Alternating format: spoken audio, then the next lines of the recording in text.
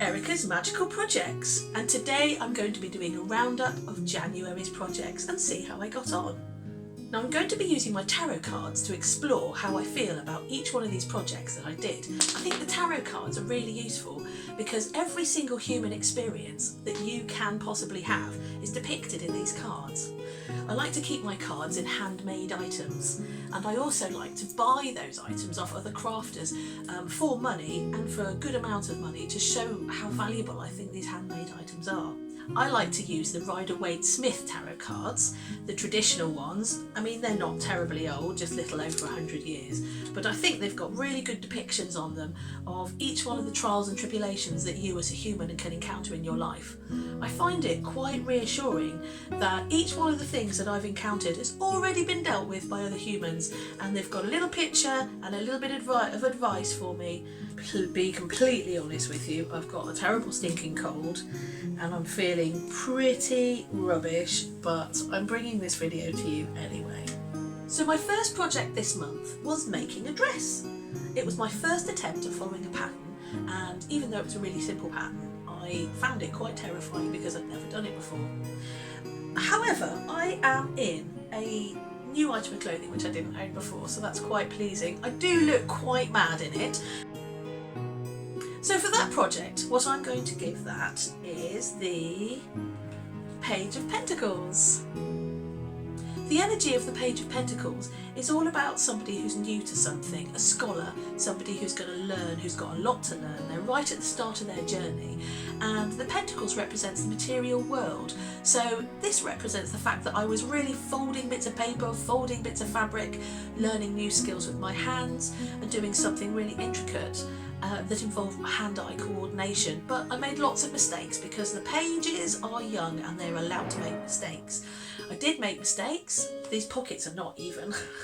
The next project I took on was January sock month. I wanted to concentrate all my crafting time down to doing one project and make sure that I completed them before I went on to the next project, and I was really pleased. I managed to finish 4 pairs of socks.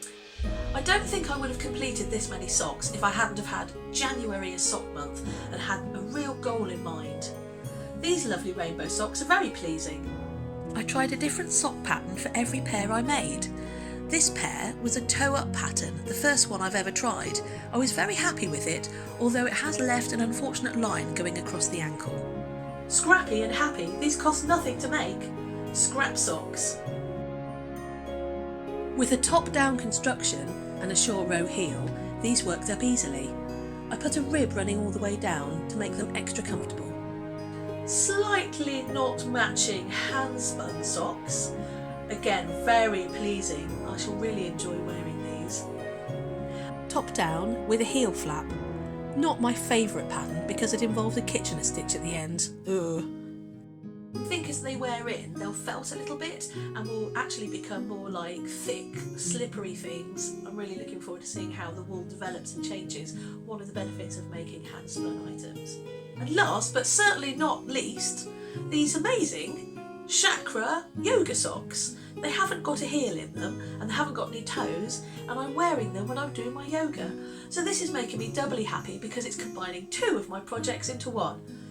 And these socks have been incredibly mobile. I've been able to take them around with me and do quite a lot of knitting. I'm very, very pleased with myself. Not only have I got some new exciting socks that I can wear, but when I'm wearing those socks in everyday circumstances, I'm going to feel that I've got a little bit of handmade magic on my feet.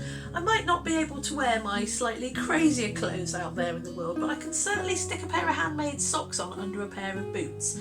So I am going to give this project the High Priestess card.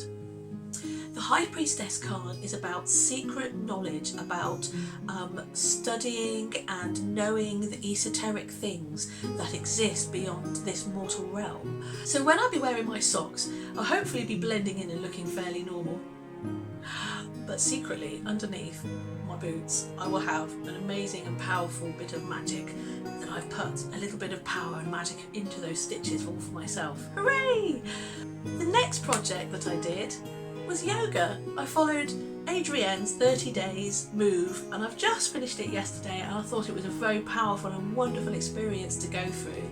I've certainly toned up my body. I feel healthier, fitter, happier, apart from the cold and sniffles that I've got at the moment. So I'm going to give that project the sun card. This card is full of joy. It's absolutely full of joy for your body, full of joy for the world around you, full of joy for finding something new and wonderful in your life.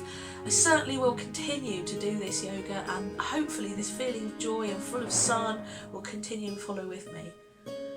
It's made me very happy. So looking ahead to next month's projects, I want to have something small that I can take with me. So for that, I'm going to be making some bunting. I found a little pattern online, and here is a test square. I rather like the look of this. What I'd like to do is see what kind of yarn I've got knocking around and make lots of bunting, and see if I can make a few rows of bunting without having to buy any more yarn. Use up some of my stash, that would be really good. Hooray! Imbolc, the first festival that witches like to celebrate. It's a special season of new life, of lambs, of snowdrops, and looking forward to the springtime. And I'm going to be getting out tomorrow and seeing if I can find little signs of spring out and about. For Imbolc, I'd like to start another project that's going to span the whole of the year. I've got a canvas here that's just begging to be turned into a wheel of the year.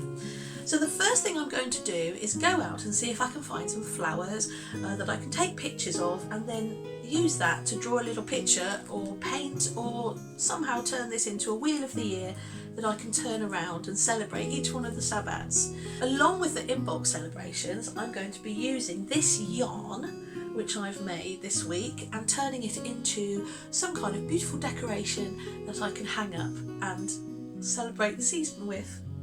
The next project for February is to spin up some of this wool I've got knocking around my house. I do have quite a lot of wool sitting around in my stash which is waiting to be used for projects. This one is Blueface Leicester, 300 grams of it. I'd like to really get to grips with some of this spinning. So the next project for February is to spin. And I'm going to be looking at lots of the ways that we can turn fluff into yarn, which is my favourite thing in the whole wide world. Between now and Easter is a little bit iffy for those of us that suffer with a little bit of seasonal adjustment stuff. So the best thing is to get nice and warm and cosy, and then go out for walks occasionally, and then do lots of crafting, because whatever you make, whatever's handmade, is magical and can really help you through this rather dark and dreary part of the year. But don't worry, the sun is coming back. Hooray! Everything handmade is magical.